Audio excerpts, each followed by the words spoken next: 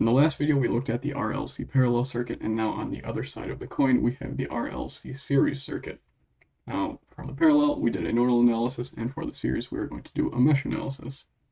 So if we have some common node of ground here, we can start by just saying minus I times R minus L di dt minus 1 over C. We have the integral of I dt prime from t naught to some time t, and then minus our initial condition of the voltage over the capacitor at time equals t naught, and that's going to be equal to 0.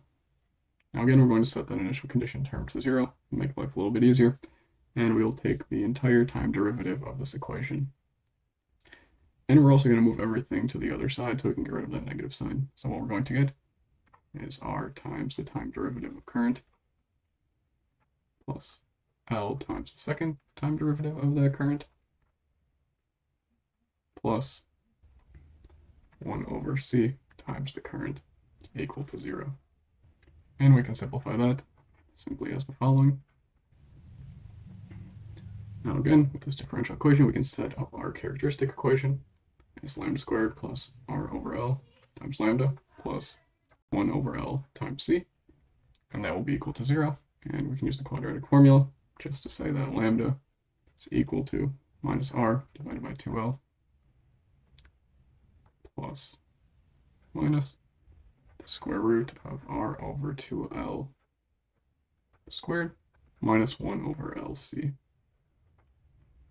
And again, that's going to equal lambda 1 and lambda 2, because we have the plus minus for that root. Now we can define our damping coefficient as R over 2L. And again, we have our resonant frequency as 1 over the square root of L times C.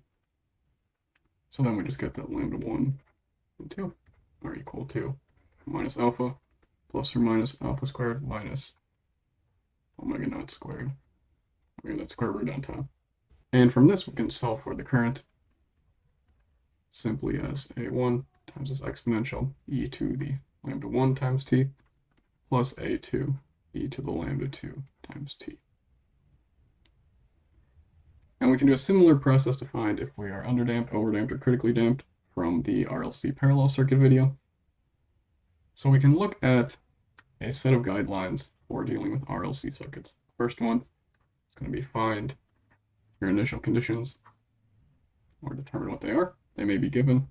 Sometimes you need to use your best judgment based off the physics or reality of the circuit that you're dealing with. Second one, determine if you're using nodal or mesh. Third one, you write the correct equation.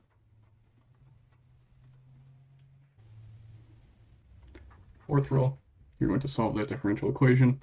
Now, if your driving function, let's say if we hook up a source to this, and if the source is a nice source like a sine wave or an exponential, well, we can use something like the method of undetermined coefficients to solve that equation.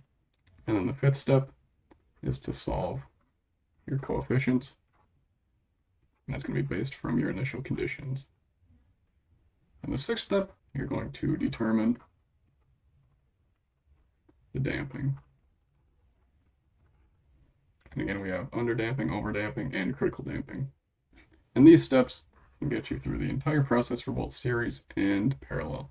Now, what happens if we have some crazy circuit where we have capacitors and inductors in parallel, resistors, and then a ton of intertwines of circuit elements? Well, we've seen before that your equations look like a complete mess and things get very hard.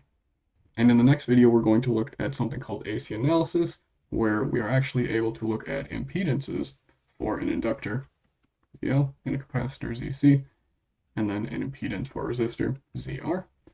And it allows us to kind of treat all of these components like resistors.